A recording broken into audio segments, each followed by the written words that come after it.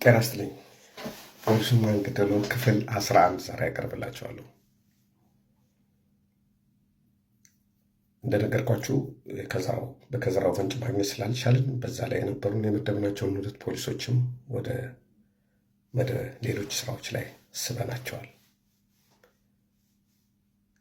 በጠንቋይ ቤት ላይ ትኩረት አድርገን እንሰራ የነበረው ስለ ጠንቋዮቹ ብዙ መዝገብ ጎን ለጎን ያደራጀን ቢሆንም ከወደፊት ከበላይ አካል መመሪያ ጠይቀን በዚህ በጠንቋዮች የሚታለለውና የሚጭበረበረውን ሕዝብ ከማዳን አንጻርና አካባቢው ወደ አስፈላጊ መንገድ ከመሄዱ አኳያ የተደራጀ መዝገብ ይዘን እነሱ ላይ ምን እርምጃ እንደሚወሰድ ለበላይ አካል መመሪያ ለመጠየቅና ከፍርድ ቤትና ከአቃቤ ሕግ ጋር ለመነጋገር ውሳኔ ላይ ደርሰን አስቀምጠናል። በተረፈ ከጠንቋይ ቤቶች የምናገኘው ፍንጭ አለ ብለን ከዚህ በኋላ ብንከታተል ጊዜ ማጥፋት ስለሚሆን ትኩረታችን በለየናቸው በ5 ተከራዮች ላይ እና አከራዮች ላይ እንድናደርግ ወሰንን። ሰዎችን በማከፋፈል በተከራዮች ቤት ውስጥ የሚኖሩት አከራዮችና ተከራዮች የሚከታተሉ ለአንድ ሰው አንድ በሚሆን ደረጃ የክትትል አባሎችን መደብን። ገበያ ሲሄዱ፣ የሆነ ቦታ ሲሄዱ በተለያየ ሁኔታ ከኋላቸው እየተከተለ የሚከታተል የፖሊስ ኃይል መድበን በየቀኑ የተገኘውን ፍንጭ እየገመገምን ወደፊት መሄድ እና ከዛ ከክትትሉ ማውጣት ያለብንን ሰዎች ደግሞ እየለየን ማውጣት እንደሚገባን እየተነጋገርን ማውጣት ጀመርን። የሁሉም ቤት አከራዮች አባቶችን ከክትትሉ አወጣናቸው። ምክንያቱም ስንከታተላቸው ከቤት ይወጣሉ፣ ቤተክርስቲያን ይሄዳሉ። ከዛ በኋላ ከጓደኞቻቸው ጋር 1-2 የሚሉበት ቦታ ይሄዳሉ። ምሳ ሰዓት ሲሆን ይመለሳሉ። ከዛ በኋላ ትንሽ አረፍ ብለው ይወጣሉ። በጡረታ ዘመን ያሉ ስለነበሩ አብዛኛው እነዛ ሰዎች የሚደረገው ክትትል ምንም ፍንጭ የሚያሳይ ሆኖ ስላልተገኘ እነሱን አወጣናቸው። በሁለተኛ ደረጃ የአከራይ እናት የሆኑት የቤት እመቤት በእነሱ ላይ የምናደርገውን ክትትል አየን። ከተወሰነ ከሄድንበት በኋላ ከነበሩት ከ5ቱ 2ቱን ብቻ ትተን 3ቱን አስወጣናቸው። በ5ቱም አከራዮች ቤት ውስጥ ያሉ ወጣቶች ሴቶችና ወንዶች ወይም ተከራዮችን ሁሉ ግን ክትትል እያደረግንባቸው ነው። አንዳንዶቹ ሰራተኞች በአካባቢው ፋብሪካ የሚሰሩ ናቸው። አንዳንዶቹ ገበያ ውስጥ 03 የሚባለው ገበያ ውስጥ ስራ የሚሰሩ ናቸው። አንዳንዶቹ የራሳቸው ትንንሽ ቢዝነስ ያላቸው ናቸው። ቢሆንም መከታተላችን እንደቀጠልን ነው። ከነዚህ ውስጥ ማን ወደ የትኛው ፍንጭ ይወስደናል ብለን ትኩረት አድርገን እየሄድን ነው። በየቤቱ ያሉ የደረሱ ልጃገረዶችና ከነሱ ጋር ግንኙነት ያላቸው ቦይፍሬንዶቻቸውን መከታተልም ጀምረናል። ከወንድ ጓደኞቻቸው ጋር የት ነው የሚገናኙት?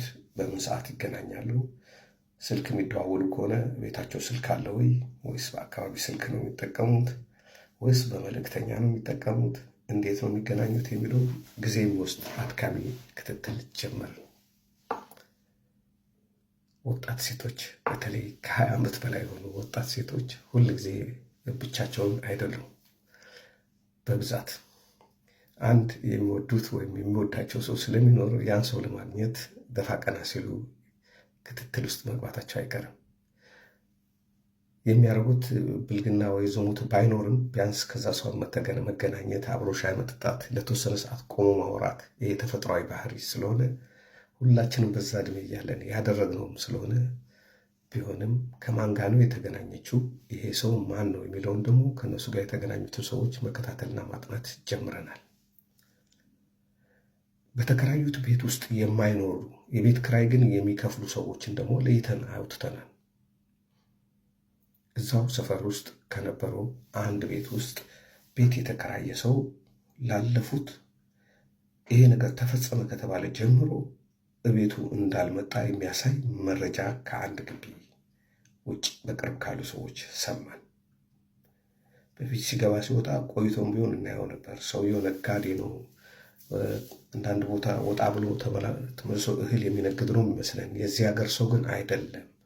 እሱ ሰውዬ ካየ ነው ቆይተዋል፣ በሩ ዝግ ነው የሚል መረጃ ሰማን። በሌላ በኩል ደግሞ ያለው ሰውዬ ቤተሰቦቹ ጥየቃ ክፍለ ሀገር ሄደዋል። እስኪመጣ ግን የቤት ክራይ ከፍሏል ተብሎ የተቀመጠም ሌላ የተዘጋ ቤት አለ። በሶስተኛው ቤት ደግሞ ለ3 ቀን ለ4 ቀን ረጅም ቦታ ገበያ ሄዶ ከዛ በኋላ ሲመለስ የሚገባ የሚወጣ አንድ ሰው ደግሞ አለ። ከ5 ወደ 3 ወርደን እነዚህ ሰዎች ማንነትን ማጣራት አለብን በሚል ትኩረት አድርገን እየሰራን ነው። በዚህ ሂደት ላይ እያለን ከነዛ ከምንጠረጥራቸው ቤቶች ውስጥ ከአንዱ ቤት አንዲት ሴት ሁል ጊዜ በጥርጣሬ በትራንስፖርት ተሳፍራ እንደምትሄድ ፍንጭ ደረሰን። እንከታተል ጀመር።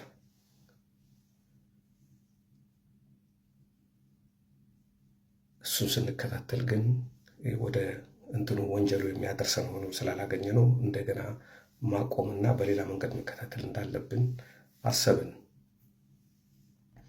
በዚህ ሂደት ምርመራውን እያካሄድን ነው። የምርመራው ሂደት እየጠበበ ተጠርጣሪውን ለመገመት በሚያስችል መንገድ እያስኬደን ነው። በተለይ ቤት ተከራይቶ ወደ ቤቱ የማይመጡት ሰዎች ማን ናቸው? ስለ እነሱ ማወቅ በጣም ጓጓን። በስራ አጋጣሚ በተለያየ ሁኔታ የሚያውቋቸው ሰዎች ስለ እነሱ በደንብ አያውቁም። ከሆነ የአካባቢ ስም ጠርቶ ከዛ አካባቢ የመጣ ሰው ነው ከማለት ውጭ ፐርሰናሊ ስሙ ገሌ ነው፣ እዚህ ይሰራል፣ ይሄ ነው ስራው የሚል ሰው አላገኘንም። ለዚህ ብዙ ጊዜ ራሳቸውን የሚደብቁ ሰዎች ከጀርባቸው ሌላ ችግር ስለሚኖር መለጠ እነሱን ለማወቅ ጓጉተናል። በሚቀጥለው ክፍል ቀጣዩን 12ኛ ክፍል አቀርብላችኋለሁ። ወደ መደምደሚያ እየተቃረብን ስለሆነ በትዕግስት ታዳምጡኛላችሁ ተስፋ አድርጋለሁ። አመሰግናለሁ። እግዚአብሔር ይስጥልኝ።